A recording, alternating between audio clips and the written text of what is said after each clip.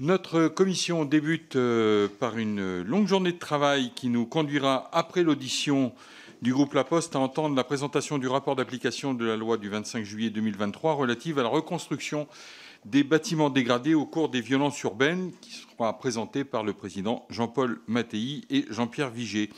Puis cet après-midi, à 17h, nous recevrons Guillaume Kasbarian, ministre délégué en charge du logement.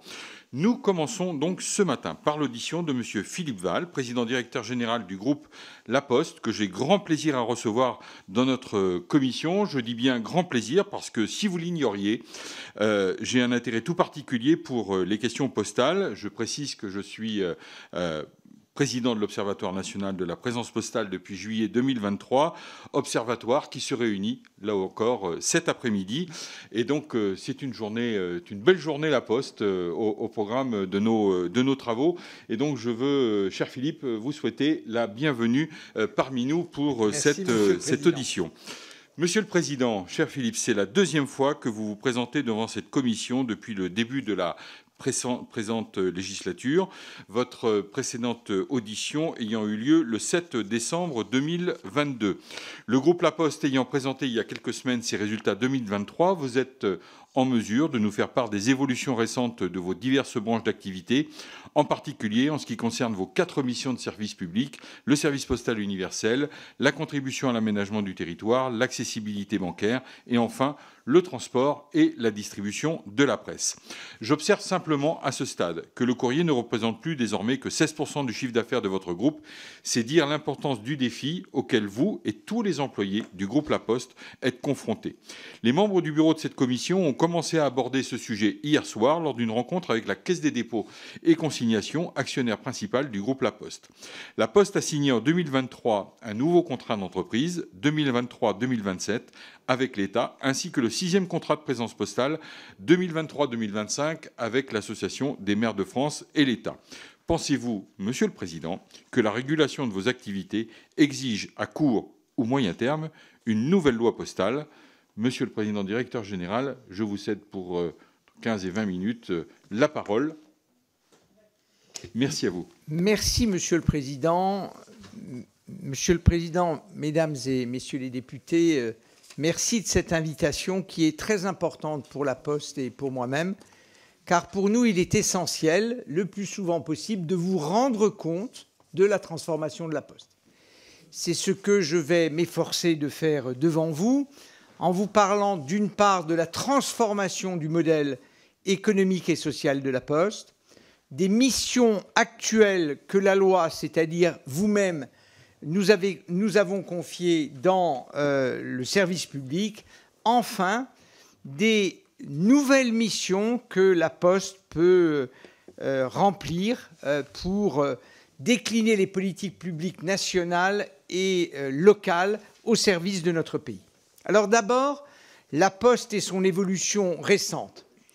Vous vous souvenez de l'ampleur des chocs que notre groupe a reçus. Nous sommes passés de 18 milliards de lettres en 2008 à moins de 6 milliards cette année. Et cette diminution considérable se traduit par la perte d'un chiffre d'affaires supérieur à 6 milliards. Pour que vous-même, Mesdames et Messieurs les députés, visualisiez ce à quoi ça correspond, ça fait la totalité du chiffre d'affaires de la RATP, qui a disparu chez nous depuis 2013, ou le chiffre d'affaires d'une entreprise numérique comme Dassault Systèmes. Ce choc est donc absolument considérable. Il s'est traduit évidemment par une transformation de notre modèle, et La Poste, votre Poste, est aujourd'hui transformée. Qu'est-ce que ça veut dire? Ça veut dire qu'alors que son chiffre d'affaires était de 21 milliards en 2013 et que nous en avons perdu 6 liés à la baisse du courrier, le chiffre d'affaires de La Poste l'année dernière était de 34 milliards, ce qui montre que le groupe a su se diversifier. Et comme vous le souligniez, Monsieur le Président, le courrier ne représentera plus à la fin de l'année que moins de 15% de notre chiffre d'affaires. La diversification de La Poste, qui lui permet de se dévulnérabiliser de l'évolution de la lettre, est donc, me semble-t-il, un succès, d'autant que cette diversification nous a permis de traverser énormément de crises. La raison fondamentale de ce succès dans la transformation de la Poste, c'est évidemment la contribution, les efforts et l'efficacité des postières et des postiers, auxquels je dois rendre hommage. C'est très difficile de travailler à une transformation d'un ensemble économique aussi important que le nôtre. Ça suppose de faire évoluer son identité professionnelle. Les facteurs lettres sont en effet devenus des facteurs services.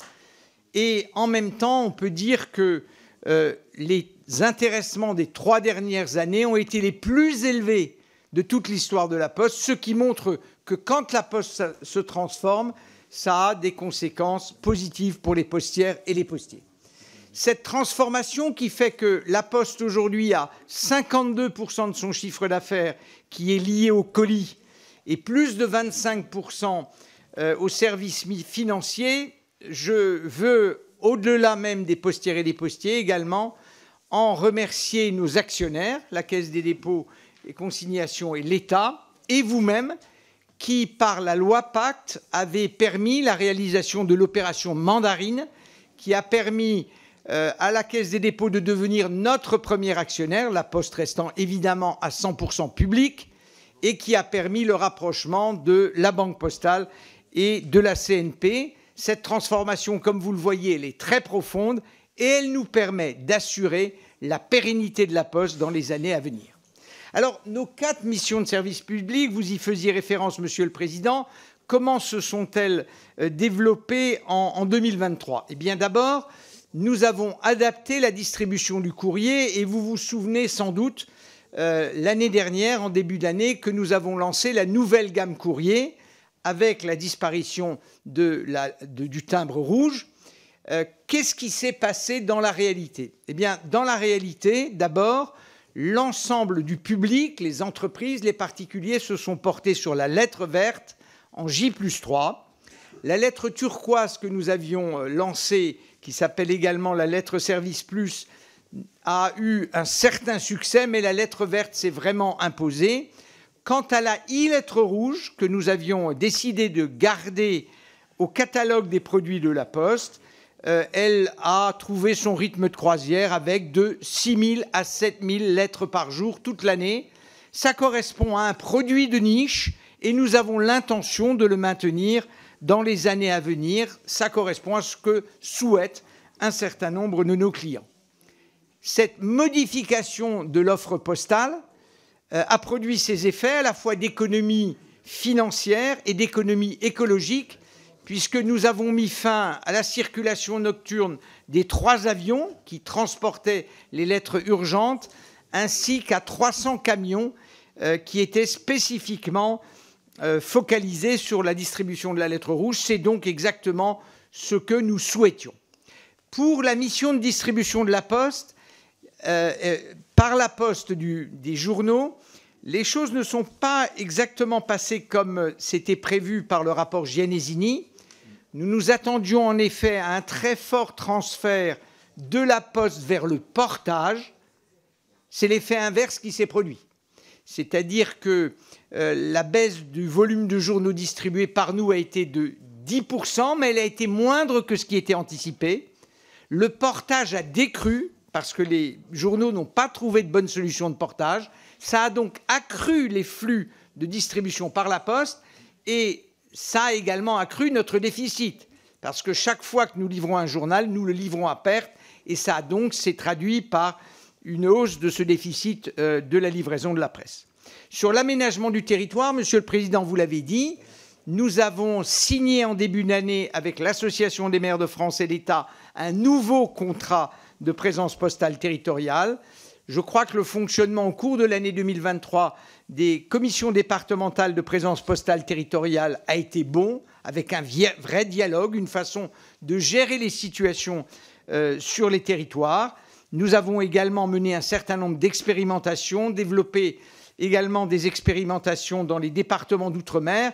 Il y a donc eu une bonne dynamique de la transformation de notre réseau sur le territoire en coordination avec l'État et l'Association des maires de France. On peut noter notamment que lorsque nous avons transformé des bureaux de poste, très souvent les maires ont préféré que nous venions au soutien du dernier commerce de la commune plutôt que d'ouvrir une agence postale communale. Et ça, c'est la réalité de ce qui s'est passé sur le terrain.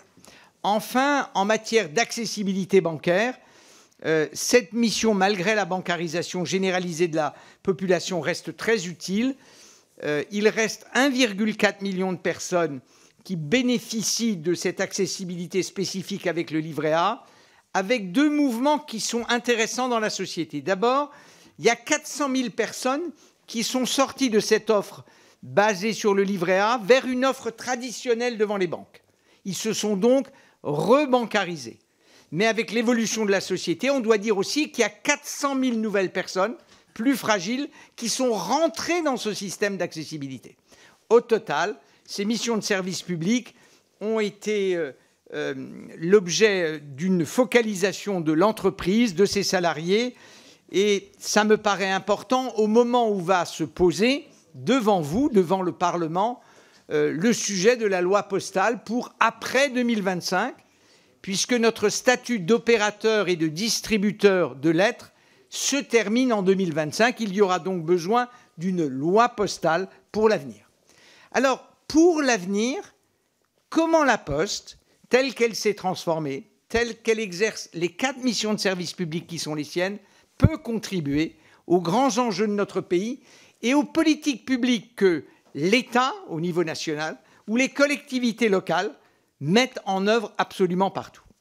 Il nous semble d'abord important de dire que nous essayons d'être exemplaires dans la mise en place de ce qui est voté par le législateur. La Poste est en effet, par exemple, une entreprise à mission avec un comité de mission présidé par une personnalité indépendante et s'efforce de mettre en œuvre les cadres législatifs votés. Mais il nous semble que la Poste pourrait contribuer, d'une manière que vous choisirez, à 4 grandes transitions dans notre pays. La première transition, c'est la transition numérique. Et je sais qu'elle bénéficie de toute votre attention. Concrètement, qu'a fait la Poste dans ce domaine de la transition numérique? D'abord, nous avons prêté notre concours à l'État et à la Caisse des dépôts pour mettre fin aux escroqueries de masse qui avaient lieu sur le compte personnel formation, vous vous en souvenez. C'est grâce à l'identité numérique de la Poste, substantielle, la seule substantielle aujourd'hui, que nous avons permis de hausser considérablement la sécurité du compte personnel de formation, ce qui s'est traduit par une chute de ces escroqueries. Et nous avons, en bureau de poste, délivré plus de 2,5 millions d'identités numériques l'année dernière. Nous avons également accompagné 650 000 personnes pour gérer des problèmes de procédure administrative de manière numérique, où nous les avons envoyés vers les France Services lorsque la Poste n'était pas une France Service. Et enfin, en matière numérique, nous avons lancé et continué à développer un projet dont je m'étais permis de vous parler la dernière fois, qui est le cloud souverain avec DocaPost. Ayez conscience qu'il y a une filiale de la Poste, DocaPost, qui est proche du 1 milliard d'euros de chiffre d'affaires et qui se développe dans l'identité numérique et le cloud souverain. C'est un engagement que nous avions pris vis-à-vis de vous. Nous nous considérons donc, avec l'étape numérique que nous avons développée avec la Caisse des dépôts et les conseillers numériques qui viennent de la loi, comme au service de la lutte contre l'exclusion numérique. La deuxième chose, c'est l'idée de la proximité territoriale. Je le disais, dans nos dialogues avec les maires, dans la période récente, les maires ont plutôt choisi des solutions de confort du dernier commerce en zone rurale. Nous allons continuer dans ce sens-là. Nous travaillons à des expériences de camions jaunes pour les départements les plus ruraux, en articulation avec l'État et les collectivités locales. Nous avons donc l'intention, et c'est ce que je répète lors de chacun de mes déplacements, de rester dans les territoires pour aujourd'hui et pour demain. Transition du grand âge et démographie. Dès le lancement de notre plan stratégique en 2014, nous avons considéré que, grâce au savoir-faire des factrices et des facteurs, grâce à leur capacité de préserver le lien social, nous devions accompagner le vieillissement de la population.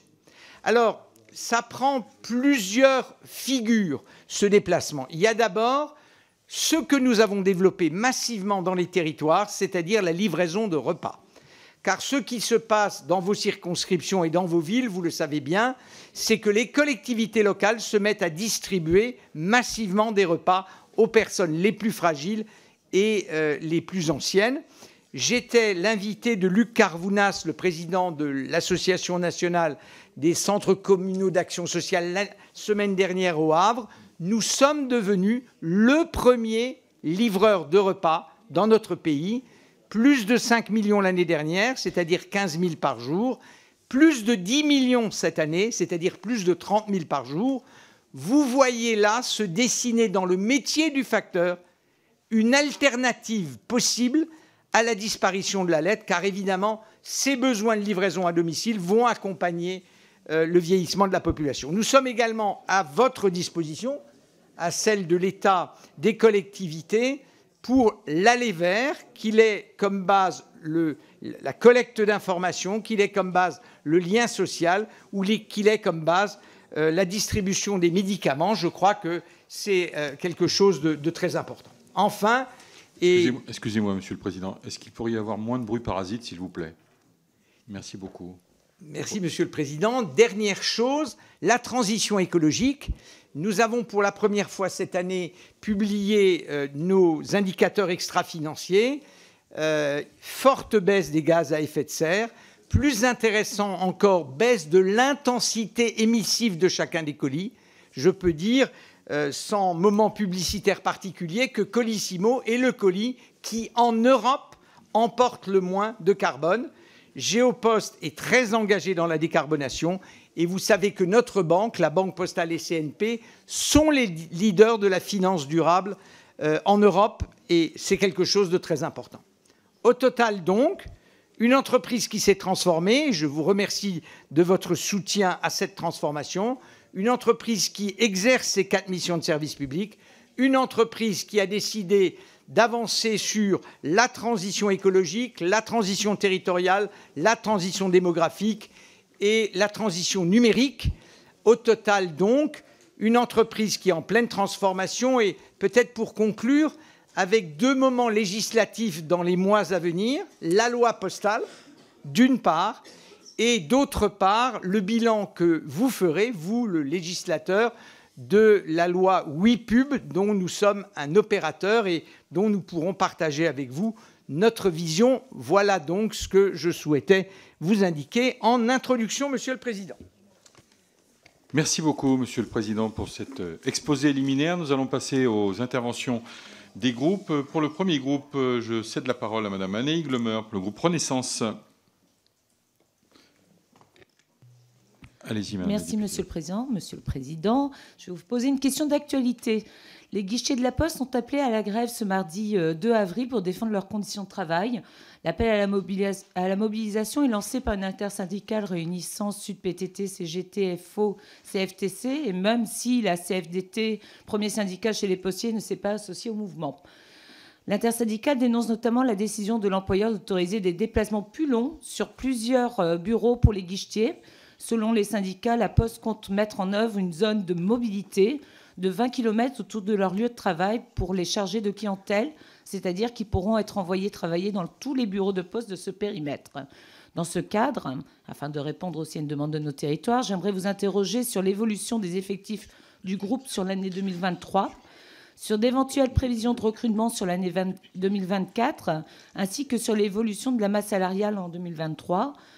De plus, comment envisagez-vous concrètement la mise en œuvre de ces zones de mobilité autour du lieu de travail et entraînera-t-elle une réorganisation de la répartition des effectifs? Pouvez-vous aussi nous dire, au vu des pertes de chiffre d'affaires que nous avez annoncées, si les salariés bénéficient des primes de partage de la valeur et d'intéressement et à quel niveau? Je vous remercie. Merci, Madame la députée. Madame la députée, cette grève a eu lieu hier. Le taux de participation global est inférieur à 4%. Dans les bureaux de poste, globalement, le taux de participation a été inférieur à 10%, mais dans certains départements ruraux, il y a eu une forte mobilisation. Nous avons toujours la même méthode, c'est la méthode du dialogue social. Nous allons donc discuter avec les organisations syndicales et les postières et les postiers pour répondre à leurs préoccupations et trouver des solutions. cette mobilité qui est nécessaire à cause de la nouvelle architecture de nos points de contact fait que, d'abord, cette mobilité, elle doit être volontaire. Nous n'imposons pas à un chargé de clientèle de faire cette mobilité et nous allons négocier au mieux avec les organisations syndicales à la suite de cette manifestation qui a eu lieu hier même, et nous allons tirer les conséquences nécessaires dans ce dialogue. Sur l'intéressement, comme je l'ai dit, Madame la députée, dans mon introduction, les 3 dernières années ont été les meilleures années en termes d'intéressement de l'histoire de la Poste. Le message est clair pour les postières et les postiers. Si la Poste se transforme et si elle va mieux, l'intéressement s'accroît. Et ça nous paraît être un signe extrêmement important vis-à-vis de nos 220 000 salariés en France et 240 000 salariés dans le monde. J'avais oublié, en rendant hommage à leur contribution, leur nombre qui reste considérable. Merci, Monsieur le Président. Je cède la parole pour le groupe Rassemblement National, Monsieur Aurélien Lopez-Ligori. Merci, Monsieur le Président. Monsieur Val. Merci, Monsieur Val. La donnée est l'or noir du XXIe siècle. Nous avons besoin de la stocker de manière souveraine. Nous savons qu'aujourd'hui, qu'avec les législations extraterritoriales, héberger nos données sensibles dans des entreprises étrangères est un danger. Donc, vous avez annoncé en 2023 la création de Numspot avec votre filiale DocaPost, 100% française. Pouvez-vous répondre assez succinctement à cette question? Est-ce que l'offre Numspot est capable d'héberger des données sensibles de l'État ou des données de santé des Français? Monsieur le député, c'est vrai que nous avions annoncé ce projet. Je le rappelle, il rassemble 2 acteurs publics, 2 acteurs privés. Les 2 acteurs publics, la Caisse des dépôts et DocaPost, notre filiale numérique qui approche du milliard d'euros de chiffre d'affaires, et 2 acteurs d'entreprise, le groupe Bouygues et le groupe Dassault à travers Dassault Systèmes. C'est un projet extrêmement ambitieux, sur une base de technologie française développée par Dassault Systèmes qui s'appelle Outscale, d'un nom mondial, en tout cas dans le monde du numérique. Oui, l'idée, c'est d'accueillir là les données les plus stratégiques et les plus sensibles. Et donc, les premiers clients de Numspot, à la rentrée prochaine, ça va être l'État, les grandes infrastructures et également tous les opérateurs de données. Ce ne sera pas immédiatement une solution pour le grand public, mais pour nous, ça va être un instrument de souveraineté numérique et nous sommes confiants sur le déroulement de cette offre postale avec nos partenaires, Monsieur le député. Monsieur Lopez-Ligori, on n'est pas aux questions au gouvernement. Il n'y a pas de... Oui. Attendez, vous permettez, oui? Il y a 4 minutes. Le mieux, généralement, c'est de poser sa question dans l'intégralité et de laisser l'orateur s'exprimer derrière et de répondre à l'ensemble des questions. Comme nous n'avons pas encore atteint les 4 minutes, je vous laisse de nouveau la parole. Mais l'usage, non, ça ne tourne pas, mais vous inquiétez pas. L'usage fait que, généralement, on pose sa question et ensuite on laisse notre invité ou orateur répondre. Voilà. Allez-y. Non, la règle n'a pas changé. Allez-y. La règle n'a pas changé. Allez-y, vous êtes en train de perdre du temps.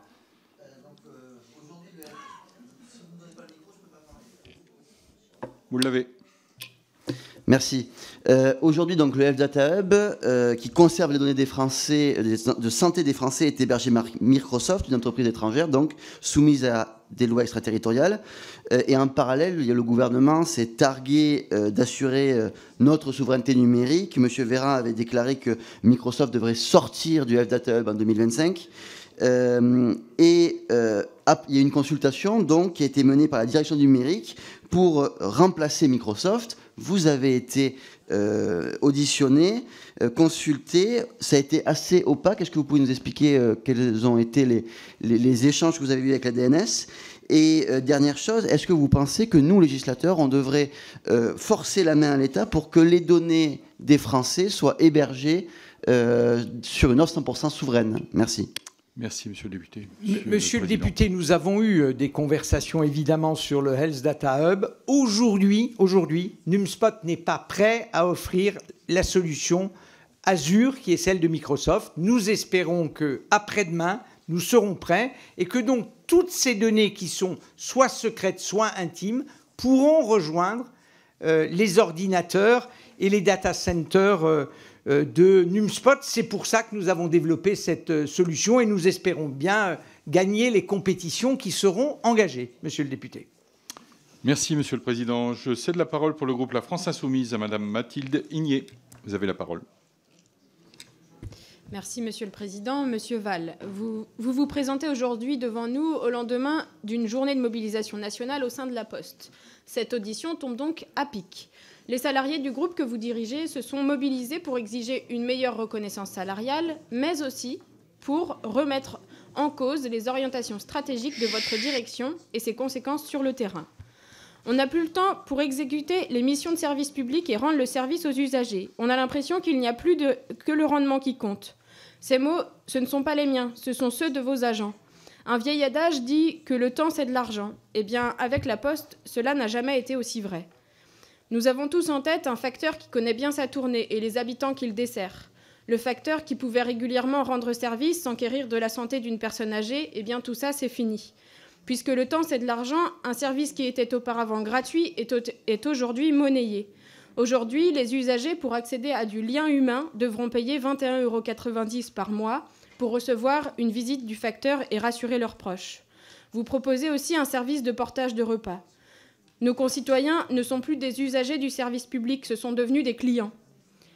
La Poste et la Banque Postale sont privilégiés par les classes les plus précaires. En fermant un bureau de poste ou en le transformant en point-service, ce sont encore les plus pauvres qui sont privés d'accès au service public.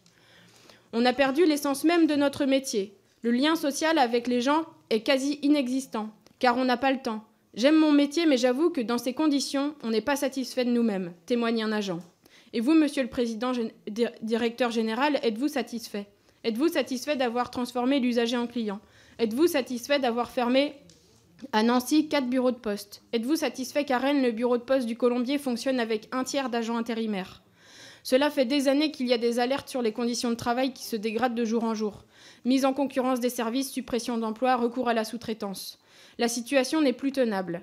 Avez-vous déjà fait une enquête interne sur les conditions de travail des employés de la Poste? Vous êtes-vous intéressé à l'augmentation du nombre de burn-out, de démissions, voire de suicides chez les salariés de la Poste? Hier, à Rennes, un agent a indiqué percevoir un salaire mensuel supérieur au SMIC de 8 € après 8 ans d'ancienneté. On voudrait se débarrasser de ces salariés qu'on ne ferait pas autrement. L'objectif est-il de se séparer de ces milliers de postiers? Assumez-vous la disparition progressive du service postal sur nos territoires? Je vous remercie. Merci, Madame la députée. Monsieur le Président. Madame la députée, merci de votre questionnement. Nos factrices et nos facteurs, ils se donnent au lien social et ils continueront à s'y donner. Comme vous le voyez dans ce que j'ai indiqué, sur les 4 transitions, c'est les factrices, les facteurs, les postières et les postiers qui sont au service de ces transitions par le lien social et la présence auprès de la population, et ça continue à le faire. Sur la façon dont nous interrogeons les postiers sur l'évolution de la Poste, vous me demandez s'il y a une enquête. Il y a évidemment une enquête qui dure depuis maintenant 10 ans, qui a lieu au mois d'octobre, et ces résultats récents vont dans le bon sens. La qualité de vie au travail, en moyenne, a progressé l'année dernière, vue par les 140 000 personnes qui se sont manifestées, c'est-à-dire sensiblement plus que les grévistes de la journée d'action hier. Ces enquêtes sont anonymes et comme parfois elles montrent de mauvais résultats, je me permets de citer ces résultats quand ils sont bons, ce qui a été le cas l'année dernière. Donc, amélioration de la qualité de vie au travail. Évidemment, lorsque nous livrons des repas, Madame la députée, il faut bien payer le salaire de celui qui livre le repas. Et pour visiter très souvent le terrain, j'étais à Brest lors de ma dernière visite, je serai à Toulouse puis en Lozère lors des prochaines. Je peux vous dire que les postiers restent extrêmement engagés. J'ai montré moi-même en vous disant que dans les zones rurales, on avait eu des difficultés hier, malgré le faible succès de la journée d'action. Nous sommes dans le dialogue et nous interrogeons les postières et les postiers sur l'évolution de notre groupe. Merci, Monsieur le Président. Je passe la parole pour le groupe Les Républicains, Madame Anne-Laure Blin. Merci, Monsieur le Président directeur général. Ravi de vous entendre aujourd'hui. Vous savez combien je suis attachée, et j'ai eu l'occasion de vous le dire à maintes reprises, au service de la Poste et notamment à l'effectivité du service et aussi au bien-être de nos postiers. Mais je tiens aujourd'hui à exprimer la préoccupation du groupe Les Républicains sur les décisions que la Poste a prises de mettre fin au timbre rouge et au système de lettres prioritaires, une décision qui est effective depuis un peu plus d'1 an maintenant. Vous avez introduit à la Poste un service de courrier numérique, la e-lettre, qui est une initiative innovante, certes, mais elle soulève de sérieuses questions quant à l'accessibilité et à la confidentialité des correspondances. Alors, cette transition vers un modèle entièrement numérique présente d'indéniables défis. Le nouveau service exige des utilisateurs qu'ils rédigent leur courrier via un dispositif électronique, paient 1,40 € pour un service semblant redondant avec les services d'email gratuits, mais avec l'avantage d'une distribution physique, normalement, le lendemain. Ceci dit, la méthode par laquelle le courrier est traité, imprimé au destinataire et mis sous enveloppe par la Poste suscite des inquiétudes légitimes quant à la confidentialité des correspondances.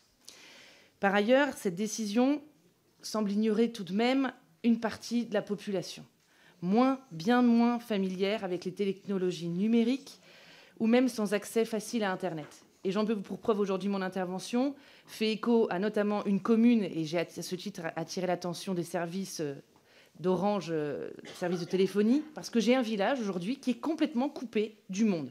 Et il n'y a pas d'accès Internet, ni pour les particuliers, ni pour les services municipaux, et encore moins pour les entreprises. Et donc, notamment pour toute cette population, ce service pose un certain nombre de difficultés. Alors, vous assurez que les timbres rouges restent valides pour une distribution en 3 jours, que le maintien des timbres verts pour les envois courants sont des délais avec des délais légèrement ajustés, mais clairement, ces mesures ne compensent pas entièrement la perte du service de lettres prioritaires. Dans le cadre de cette réorganisation, le timbre gris et copie ont été supprimés, tandis que le timbre turquoise a été introduit pour les envois importants, suscitant un suivi. Alors, ces changements indéniablement montrent combien la Poste souhaite une réorientation significative des services postaux. Ces choix que vous nous indiquez plus modernes sont potentiellement moins accessibles à tous, ce que nous, députés Les Républicains, nous craignons et nous voyons dans nos territoires. Alors, il est important, très important, de continuer à maintenir un service postal de qualité, accessible et fiable. Est-ce qu'aujourd'hui, vous pouvez nous le garantir, Monsieur le Président, Directeur Général ? Merci. Merci, Madame la députée. Monsieur le Président. Madame la députée, c'est notre engagement sous votre contrôle et sous celui de l'ARCEP. Vous savez, il ne faut pas faire les choses parce qu'elles sont modernes. Nous ne l'avons pas fait parce que c'était moderne. Nous l'avons fait parce que la lettre rouge est passée de 4 milliards d'envois par an à moins de 200 millions. Et qu'il y avait des avions qui circulaient avec quasiment plus de lettres rouges et dans 5 ans, plus du tout de lettres rouges. C'est la raison pour laquelle nous avons bougé, premier point. Deuxième point, cette suppression du timbre J+1 est en train de se généraliser partout en Europe pour la même raison. Les volumes, ce n'est pas qu'ils chutent, c'est qu'ils disparaissent. Alors, et vous avez remarqué que moi-même, j'acceptais l'autocritique sur la e-lettre rouge, on l'a mise en place, elle a trouvé son régime de croisière. Pourquoi est utilisée cette lettre rouge ? En fait, pour des dénonciations d'abonnements ou des saisines de contrats de dernière minute. Nous avons décidé d'en assurer l'envoi en bureau de poste quand les gens ne savent pas le faire. Nous pouvons également maintenant la faire scanner par un facteur. Par contre, pour votre commune qui n'a aucune liaison Wi-Fi, là, c'est vrai que c'est compliqué. Donc, s'il y a une urgence, le mieux, c'est d'aller au bureau de poste dans ce cas-là. Mais la volonté qui est la nôtre, c'est bien de continuer à développer un service public postal. Vous pourrez revenir sur un certain nombre de questions qui ont été posées à la fin de l'intervention. Merci, Madame Blin. Je passe la parole pour le groupe démocrate à Monsieur Philippe Bollot. Oui, merci, Monsieur le Président. Merci, Monsieur Val, pour ce rendez-vous régulier avec notre commission afin de nous préciser les évolutions les plus récentes de la Poste. Parce que ce service postal, les Français et les Françaises y sont véritablement attachés. Malgré la diminution et la contraction du volume de courrier, beaucoup de familles françaises sont attachées à la Poste. Pourquoi ? Parce qu'il s'agit véritablement d'un service public de proximité présent dans les zones rurales. Et on peut le noter, à chaque fermeture de bureau de poste dans ces zones rurales, on voit toutes les difficultés que cela amène et les interpellations nombreuses à la fois des élus locaux, des habitants, notamment vers les députés, pour essayer de trouver les meilleures solutions. En effet, la Poste est un marqueur d'activité du territoire. C'est la présence des personnes en jaune, des camions en jaune, des facteurs. C'est ce passage régulier des facteurs, cette présence physique et humaine qui est si importante dans certains territoires et auprès de certaines personnes dans un monde en mutation et en digitalisation. Et puis c'est aussi la présence des points d'accueil qui montre quand même que le territoire reste dynamique. En définitive, je vais vous poser 3 questions en lien avec donc, cette importance pour de nombreuses Françaises et de nombreux Français vis-à-vis de la Poste. Ces 3 questions. La première, comment voyez-vous l'évolution tarifaire des affranchissements alors je parle bien du courrier et pas des colis, puisqu'on voit que le volume continue à diminuer. Est-ce que le système de péréquation va bien être maintenu ? Parce que nous sommes, vous le savez, comme nous, dans un monde marqué par l'inflation, avec une érosion du pouvoir d'achat. Donc, pour tous ceux qui continuent à utiliser les lettres, quelle est cette trajectoire d'évolution tarifaire des affranchissements ? Ensuite, vous nous avez parlé rapidement d'identité numérique, mais c'est lié à France Connect. Vous savez, on a la possibilité de se connecter à beaucoup de services numériques. Je voudrais savoir quelle est la fréquentation d'identité numérique La Poste pour France Connect vis-à-vis, par exemple, en comparaison, je ne sais pas si vous avez les chiffres évidemment, à d'autres possibilités d'entrée qui sont via les impôts, par exemple, le service des impôts, la DGFiP. Et puis, question sans doute la plus essentielle, s'agissant des services à la personne et notamment aux populations vieillissantes, des personnes âgées, vous nous avez parlé de distribution de repas. Pourriez-vous nous apporter des précisions sur les autres services et leurs conditions de réussite dans les territoires ? S'agit-il du point de vue humain de la formation de facteurs ou de recrutement ? Arrivez-vous à recruter les personnes en nombre pour répondre aux services ? Quel est le lien avec les collectivités territoriales ? Et finalement, derrière tout ça, quel est le modèle économique de ces services à la personne ? Et comment arrivez-vous à couvrir les coûts de fonctionnement de ces nouvelles perspectives pour votre entreprise ? Merci. Merci, Monsieur le député. Monsieur le Président. Monsieur le député, merci. Sur les augmentations tarifaires, d'abord dans le passé, nous n'aurions pas pu transformer la Poste sans augmentation de tarifaire au cours de chacune de ces années. Et d'ailleurs, toutes les postes dans le monde ont augmenté leurs tarifs. De ce point de vue, la France est également exactement à la moyenne de la baisse du courrier et de l'augmentation des tarifs. Qu'est-ce que ça sera dans le futur ? Ça va dépendre de la loi postale que vous vous apprêtez à voter avant 2025, parce que nous allons passer devant l'ARCEP et nous demanderons à poursuivre l'augmentation modérée mais nécessaire des tarifs dans les années à venir. Ça n'a pas une influence extrêmement forte sur les volumes, dans la réalité. Sur l'identité numérique, en effet, nous avons augmenté la sécurité de France Connect en le transformant en France Connect Plus grâce à l'identité numérique substantielle d'Ocapost, et on espère évidemment le développer au-delà. Enfin, sur le vieillissement, il y a la livraison des repas. C'est vraiment la forte croissance en ce moment. Il y a la possibilité pour les postiers de partager avec les départements les fameuses heures de convivialité que vous avez votées dans le cadre de la loi de financement de la sécurité sociale. Il y a Veiller sur mes parents, qui est la visite demandée par une famille. Il y a énormément de capacités des postières et des postiers, c'est leur savoir-faire, d'aller au domicile. Et là, nous sommes l'arme au pied pour savoir quelles vont être les initiatives publiques prises, soit nationalement, soit localement, et nous sommes à leur service. Merci, Monsieur le Président. La parole pour le groupe socialiste à Madame Marie-Noëlle Battistel. Merci, Monsieur le Président. Monsieur le Président, directeur général, cela fait 11 ans que j'ai l'occasion de vous interroger ici ou lors d'autres rencontres, notamment à l'ANEM, sur les activités de la Poste et leur évolution auxquelles nous sommes évidemment tous très attachés. Dans ce laps de temps, le chiffre d'affaires du groupe a augmenté de moitié, quand celui du courrier a diminué de plus de moitié. Les activités bancaires et de colis ont pris le relais et d'une certaine manière, ce groupe n'est plus celui qu'il était à l'époque. Il y a dans son évolution des choses très positives, comme le rôle joué par votre groupe dans le financement de la transition énergétique, notamment au bénéfice des projets portés par les collectivités territoriales. Il en va de même de votre propre transformation interne, comme en témoignent les performances extra-financières affichées à l'occasion de la présentation des résultats 2023. Nous soutenons évidemment cette dynamique, de même que nous soutenons pour vos concurrents une évolution législative permettant une sortie progressive du financement des énergies fossiles, comme nous l'évoquerons demain à l'occasion de la niche de nos collègues écologistes. Sur le plan de la responsabilité environnementale, votre action est à saluer. Sur le plan de la responsabilité sociale, c'est un peu différent. Il y a 10 ans, dans le document de présentation de vos résultats 2013, vous indiquez vouloir inscrire le groupe dans une perspective garante du déploiement de ses missions de service public, s'appuyant sur un pacte social à construire tous ensemble pour faire des postiers les acteurs et les bénéficiaires de la transformation de la Poste. Il y a quelques semaines, dans le même document, sur vos résultats 2023, les perspectives du groupe évoquent la croissance rentable, l'amélioration de la rentabilité et le maintien de la compétitivité. Ce changement de langage donne le sentiment que l'évolution des activités du groupe accompagne une évolution de son objet social. Il se retrouve d'ailleurs dans la mobilisation sociale hier de nombreux postiers quant à leurs conditions de travail et au niveau des rémunérations, mais mes collègues ont largement évoqué ce sujet et vous y aviez en partie répondu.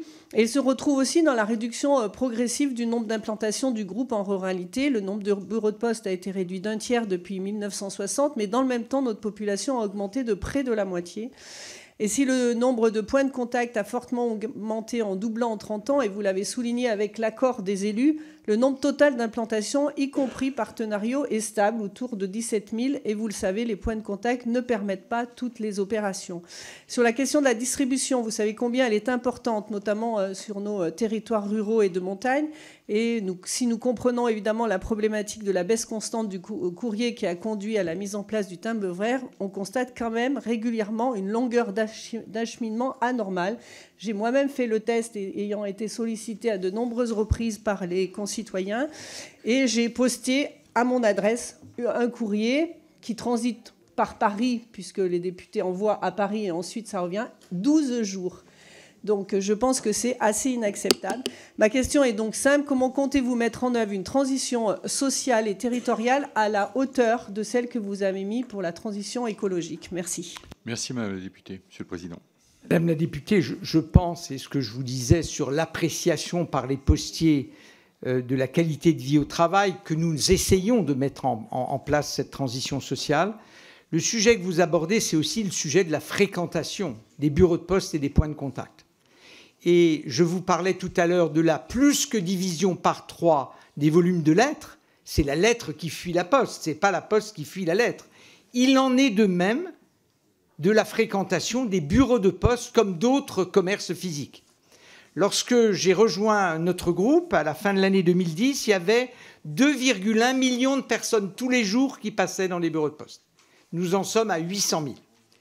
Et donc, et je sais que parfois c'est difficile de vous en convaincre, nous nous adaptons à ça. Nous ne souhaitons pas, nous sommes une entreprise et une entreprise de service public. Plus il y a de monde dans les bureaux de poste, plus nous sommes heureux, c'est-à-dire les salariés comme moi-même. La vérité du comportement des gens, c'est qu'ils vont moins en bureau de poste, mais nous allons nous efforcer, en dialogue avec les élus, de poursuivre notre effort de présence. Nous ne voulons pas quitter les territoires, Madame la députée, ni l'Isère, ni les autres. Merci, Monsieur le Président. La parole pour le groupe Horizon à Monsieur Thierry Benoît. Merci, Monsieur le Président. Monsieur le Président directeur général, vous l'avez dit vous-même, le groupe La Poste a opéré donc la transformation de son modèle économique et social. Et j'ai l'impression, en écoutant les différents orateurs des différents groupes, pour participer à ce type d'audition depuis plusieurs années, que selon les bancs sur lesquels on se trouve et selon les régions de France ou les circonscriptions de France que l'on représente, on a une perception un petit peu diverse de l'évolution de la maison La Poste, du groupe La Poste. Pour ce qui est ma perception à moi, elle est plutôt positive. Historiquement, La Poste, c'est ce qui permet l'échange et la communication écrite entre nos concitoyens à travers un métier qui était celui du tri, du courrier et de l'acheminement. C'est ça, historiquement, votre métier. On voit bien aujourd'hui qu'avec l'évolution et l'avènement du numérique, vous le dites, la fréquentation dans les bureaux de poste et l'usage même du courrier écrit, il est en très forte réduction. Ce qui vous conduit à faire évoluer à la fois la mission originelle du groupe La Poste, la présence et les moyens. La mission, je suis plutôt satisfait d'évolutions type facteur service, la notion de portage de repas, de service à domicile, mais j'ai du mal à croire que durablement, dans le temps, ça suffira pour pérenniser l'activité de l'entreprise. La présence, je pense que le travail qui est réalisé avec les élus locaux, notamment avec l'Association des maires de France et l'Association des maires ruraux de France, à travers le fonctionnement des commissions départementales de présence postale, je crois que ce travail il est précieux, mais j'aimerais voir un petit peu ou comprendre comment vous envisagez cette évolution compte tenu de la dématérialisation des fonctions de la Poste. Et enfin, le dernier sujet qui m'intéresse, c'est la question des ressources humaines. Historiquement, la Poste, vous recrutiez des facteurs, des postiers, des postières. Aujourd'hui, puisque les missions évoluent, j'imagine que les fiches de poste, les fiches métiers évoluent. Comment se passe cette évolution des métiers? Comment se passe le recrutement? Et parallèlement aussi, ça a été souligné par quelques collègues, la question des rémunérations. Merci. Monsieur le député, vous l'avez dit, ce qui est le cœur de mission de la Poste, c'est le lien social. D'une certaine façon, pendant plusieurs siècles, la lettre a été le prétexte de ce lien social et nous voulons construire l'avenir de l'entreprise autour du lien social.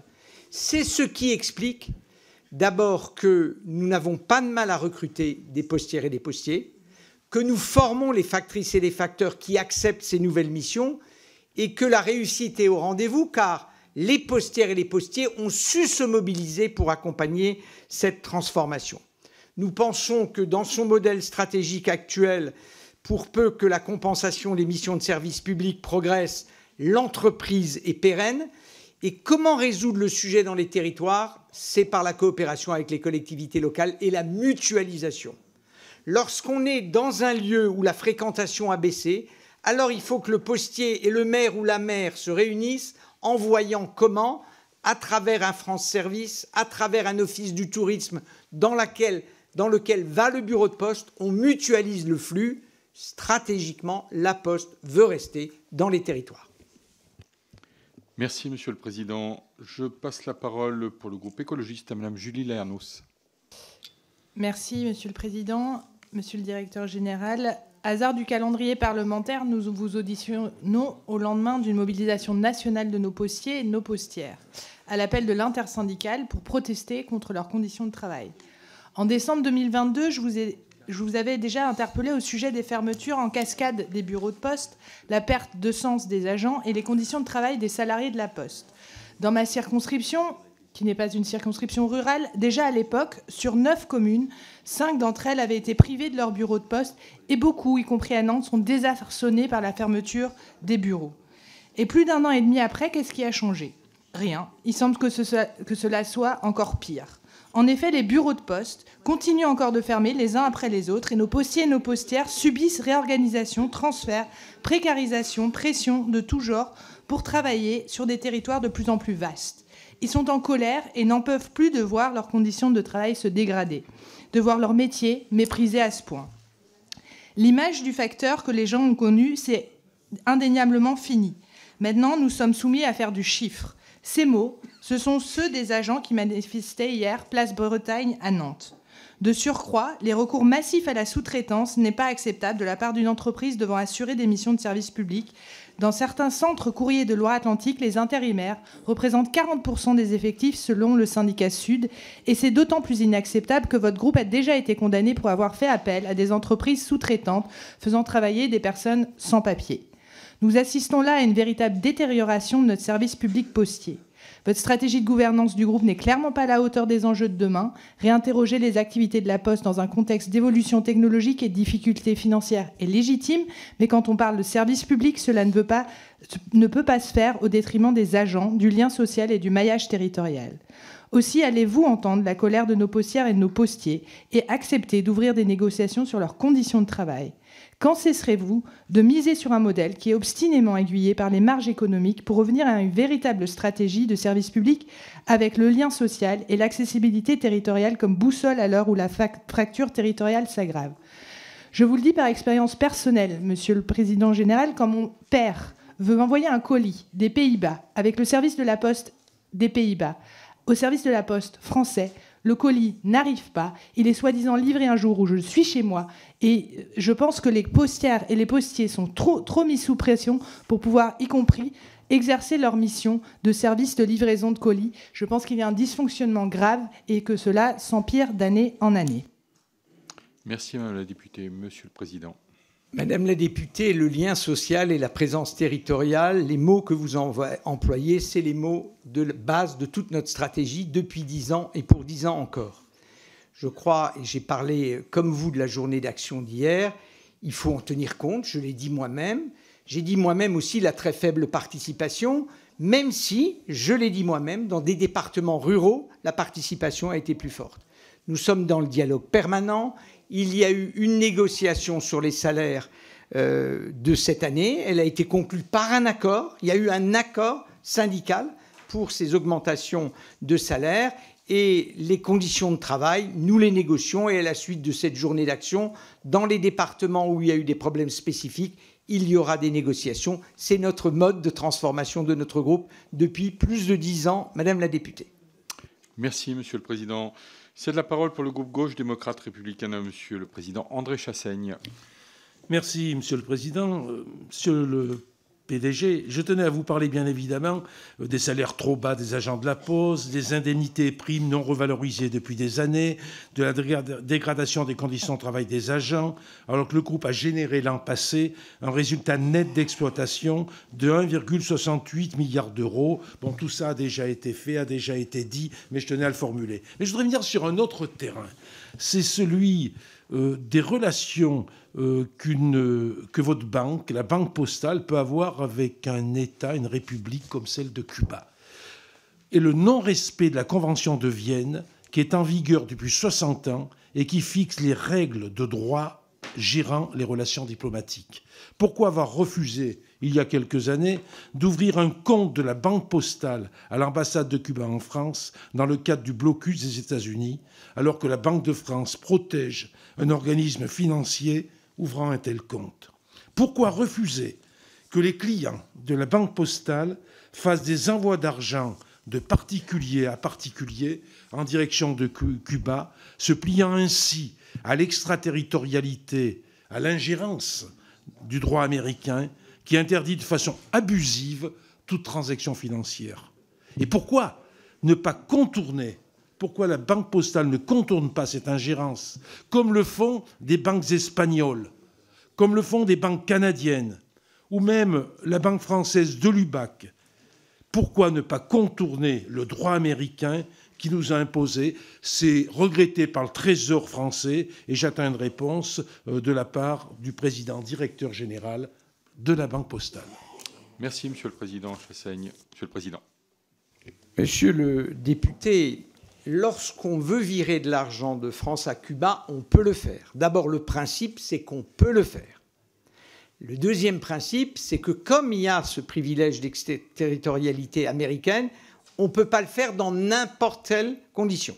Et si, par exemple, le destinataire du virement est un nexus américain, c'est-à-dire qu'il est soit lié aux États-Unis, soit avec des relations d'affaires avec les États-Unis, ça risque de provoquer une enquête spécifique des États-Unis sur ce virement.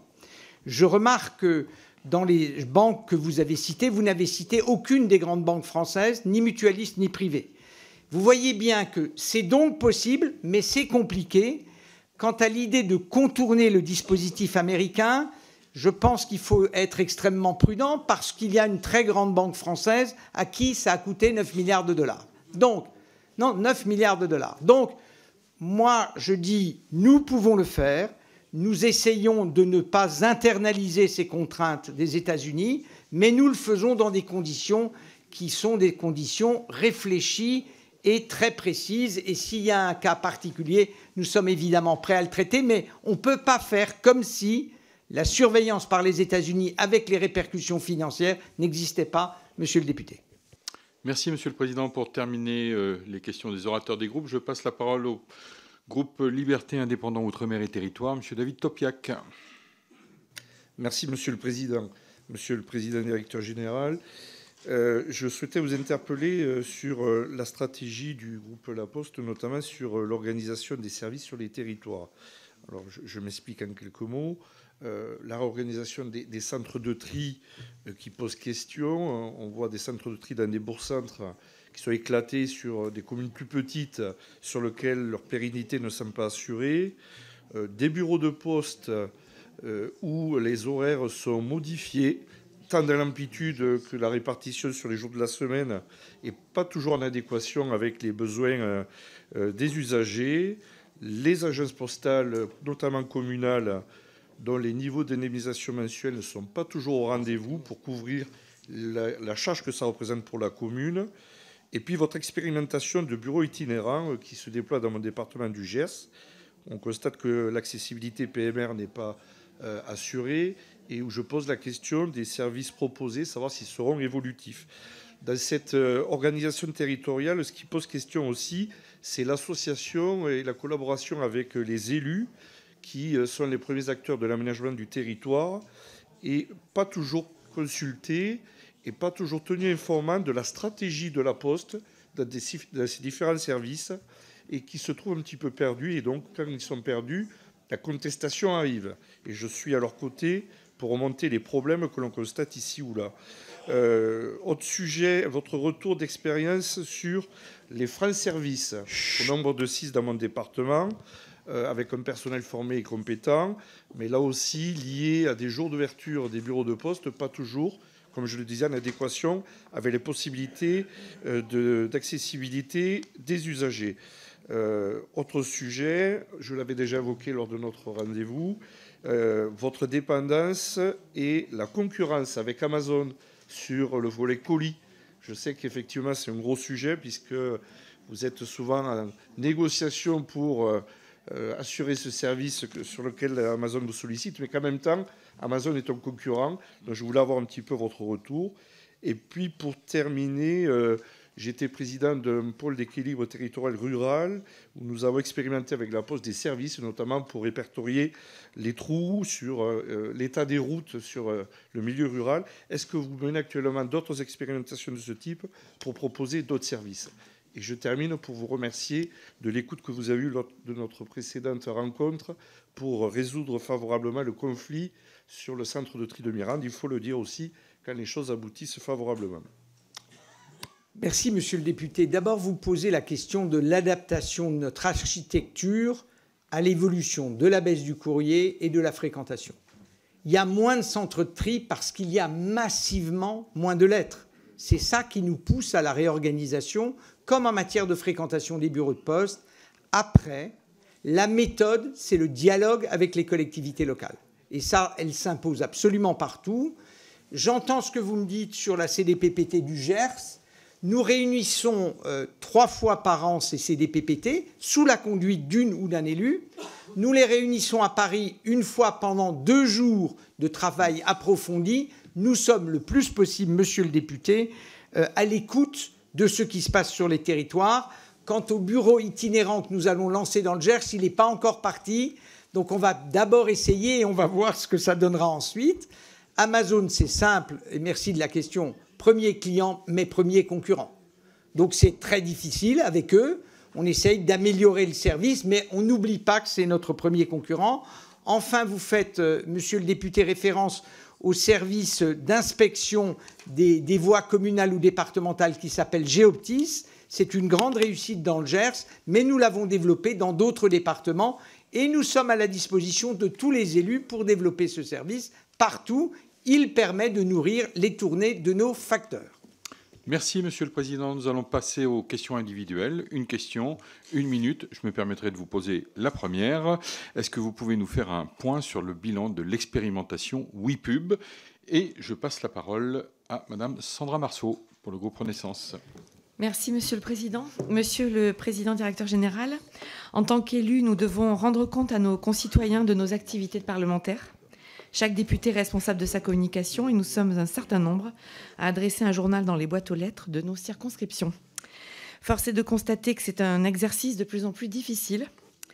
D'abord parce qu'il y a peu d'opérateurs. Ensuite, parce que la distribution des journaux, ceux des députés, mais comme ceux des collectivités, sont souvent partagés avec des prospectus publicitaires. Enfin, parce qu'il s'agit d'une prestation qui s'avère coûteuse pour un résultat aléatoire. En effet, je parle d'un résultat aléatoire pour avoir, pardonnez-moi, moi-même constaté un certain nombre de boîtes aux lettres qui ne sont pas distribuées, à commencer par ma propre commune, et qu'il est difficile de savoir ce que deviennent les exemplaires non distribués. Ce constat est le même pour l'État concernant la distribution des professions de foi pendant les élections.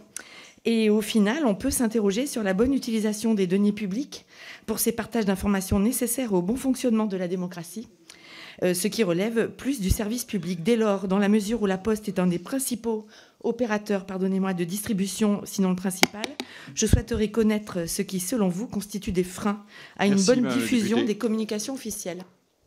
Merci, Madame la députée. Madame Autain, pour le groupe LFI. Oui, bonjour Monsieur le Président de la Poste. Vous nous dites vouloir continuer à développer le service public et en même temps vous parlez de clients et non d'usagers.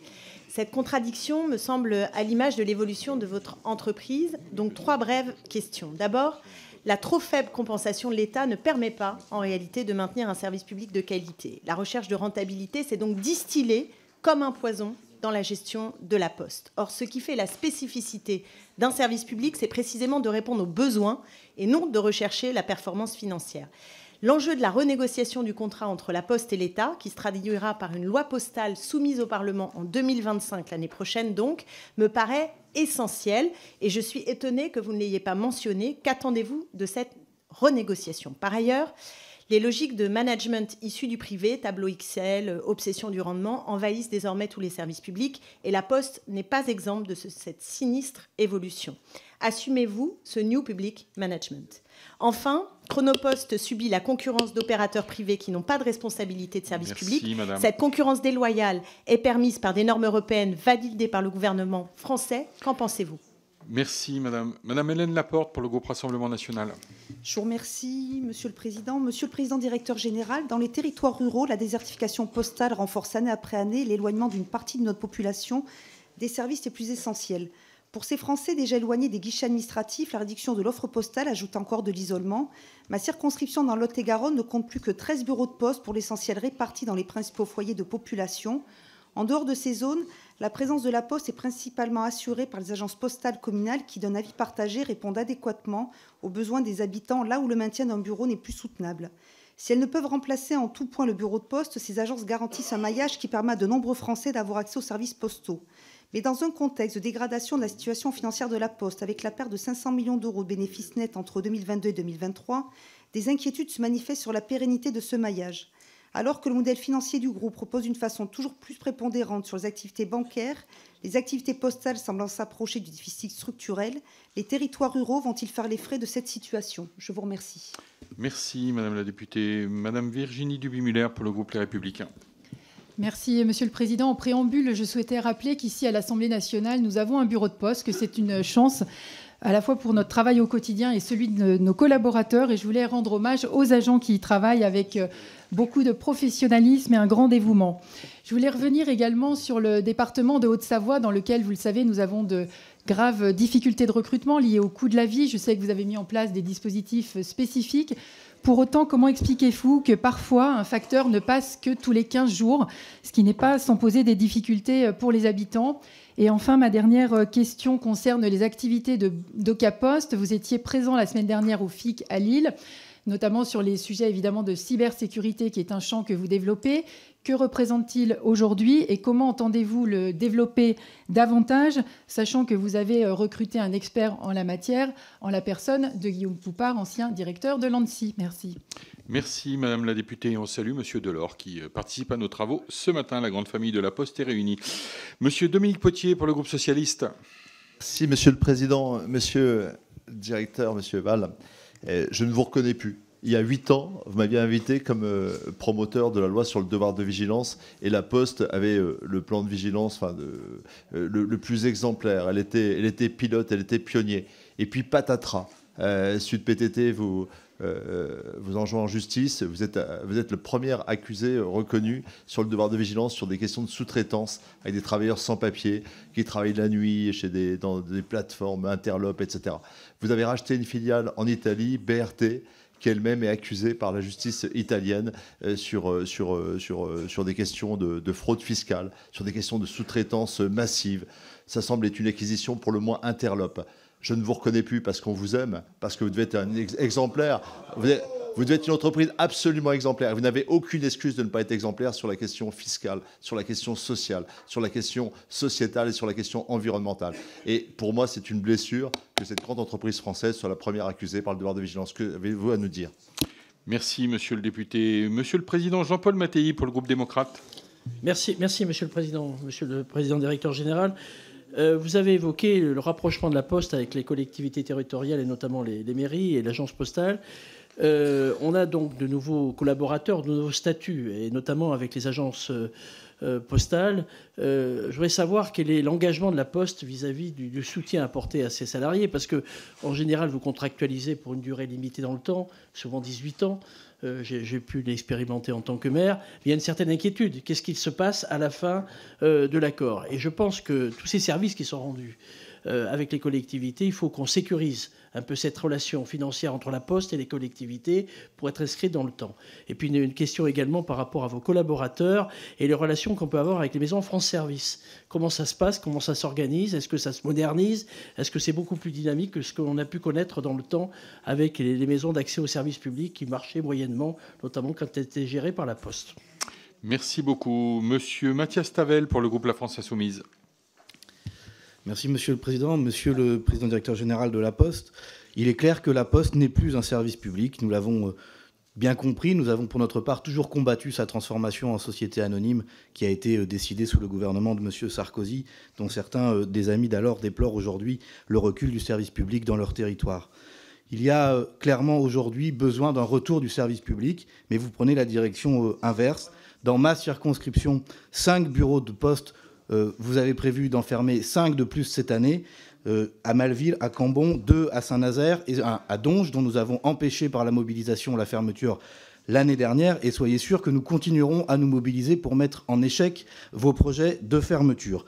Au passage, vous refusez même de prendre en charge l'hypothétique création d'une maison France Service à la place du bureau de poste actuel. C'est donc une désertion en rase campagne que vous proposez. Alors ma question est très simple, Monsieur le Président. À quelle date avez-vous prévu de fermer le dernier bureau de poste en France? Merci, monsieur le député. Monsieur Stéphane Buchot pour le groupe Renaissance. Merci, monsieur le président directeur général. La Poste participe au travers de ses missions à la vie de nos communes, ça a été rappelé, et joue un rôle important en matière d'aménagement du territoire. Votre entreprise, à laquelle nos compatriotes sont attachés, est d'ailleurs un des piliers des maisons France Service. Alors que vous vous définissez comme la première entreprise de services de proximité humaine, je profite de votre audition pour vous alerter sur un sujet de retrait d'un DAB, distributeur automatique de billets, dans une commune de ma circonscription, dont la population est multipliée par 10 en saison estivale. Une décision prise sans aucune concertation avec les élus qui pose la question plus large du processus interne qui aboutit à ce type de décision. Décision particulièrement mal vécue localement, d'autant que ni le courrier de Madame le maire, vous a adressé le 1er septembre 2023, ni le mien, envoyé 11 jours plus tard, n'a à ce jour donné lieu à une réponse.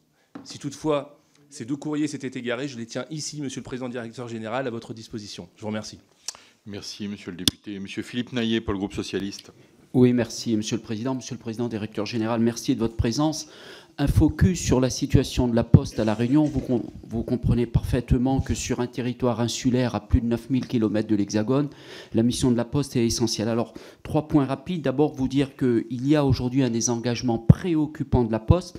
Le transfert des missions vers les mairies ou les maisons France Service a eu une conséquence, c'est la suppression de plusieurs bureaux de poste, notamment dans les Hauts-de-l'Île, avec comme conséquence des agences communales postales qui n'assurent toujours pas ou qui n'assurent pas toujours les opérations bancaires nécessaires. Deuxième point, c'est la diminution significative de postiers en 5 ans, moins 438 emplois. Cette baisse, malgré l'engagement du personnel, impacte la qualité des services postaux offerts à la population réunionnaise. Enfin, un dernier point, c'est pour vous dire que la diminution du trafic colis, alors que ce service est en plein essor ici dans l'Hexagone, il faut rappeler que le colis postal fait partie du service universel du courrier. Et enfin, en Outre-mer, nous ne bénéficions pas de la péréquation tarifaire appliquée dans l'Hexagone, ce qui aggrave l'inégalité d'accès aux services postaux. Merci. Merci, monsieur le député. Monsieur Francis Dubois, pour le groupe Les Républicains. Merci, monsieur le président. Merci, monsieur le président, directeur général. Je vais y arriver. Merci de vos éléments de réponse déjà nombreux. Les Corréziens sont attachés à leur agence postale et à leurs facteurs qui, pour leur mission, assurent un maillage territorial et un lien social essentiel, comme le portage des repas. La venue du facteur a un effet extrêmement important pour les populations isolées et souvent âgées. Votre présence en milieu rural en Corrèze se fait notamment au travers d'une centaine d'agences postales communales et de 23 maisons des services. C'est un succès. Cependant, nous pouvons aller plus loin. Après échange avec les usagers, les maires concernés, il ressort que pas assez d'opérations bancaires sont possibles dans des agences. Serait-il pas possible de former et d'agréer les personnels communaux au niveau de celles qui ont des activités extrêmement importantes? Aujourd'hui, les collectivités, les communes sont obligées de prendre à charge totalement, donc au-delà des 1 200 € par mois attribués, alors que l'enveloppe départementale attribuée a du mal à être consommée. Ce ne serait pas possible d'évaluer les possibilités de pouvoir augmenter cette... Merci, monsieur le député. Monsieur Botorel, pour le groupe Renaissance.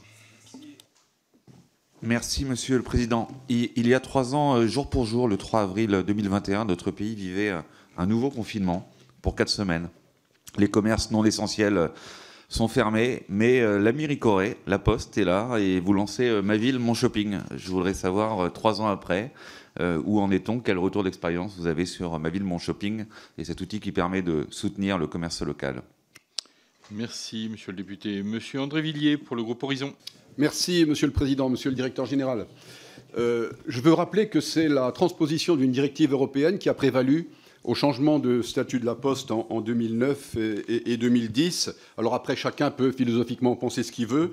Aujourd'hui, le résultat, c'est 17 000 implantations sur le territoire national, dont 10 000 qui relèvent de l'organisation territoriale sous la houlette des communes et des intercommunalités.